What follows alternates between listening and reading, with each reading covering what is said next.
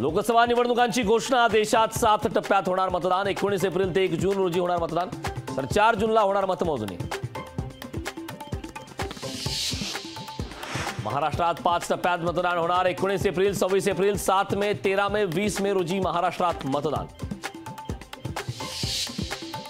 संभाजीनगरमध्ये अंबादास दानवे आणि चंद्रकांत खैरे भिडले निवडणुकीच्या तोंडावर। ठाकरेंना दुफळी परवडेल का? दानवेंची चंद्रकांत खैरेंवर जाहीर नाराजी।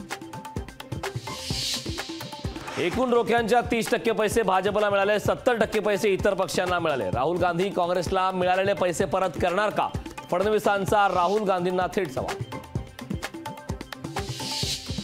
उद्धव ठाकरेंना नंदुरबारमध्ये धक्का बसण्याची शक्यता। आमदार आमशा पाडवी शिवसेनेत प्रवेश करणार।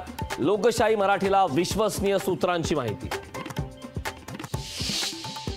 हातकणंगलेत मवियासकडून राजू शेट्टींनी मागितला पाठिंबा। काँग्रेससोबत उद्धव ठाकरेंच्या एका जागेची अदलाबदल। सांगलीच्या मोबदल्यात कोल्हापूरची जागा काँग्रेसला देणार।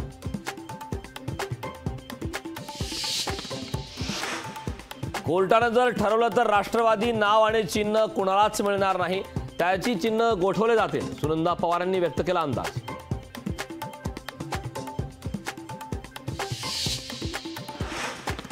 पश्चिम बंगाल, महाराष्ट्र आणि तेलंगणातून सर्वाधिक रोखे खरेदी। पश्चिम बंगालमधील कंपन्यांकडून 2382 कोटींचे रोखे खरेदी, तर महाराष्ट्रातून 2258 कोटींचे निवडणूक रोखे खरेदी। मनी लॉन्ड्रिंग प्रकरणात बीआरएस नेत्या के कविता यांना 23 मार्च पर्यंत ईडी कोठडी। दिल्ली न्यायालयाने सुनावली नेत्या के कविता यांना कोठडी। लोकशाही मराठी ऐका, पहा, जागरूक रहा।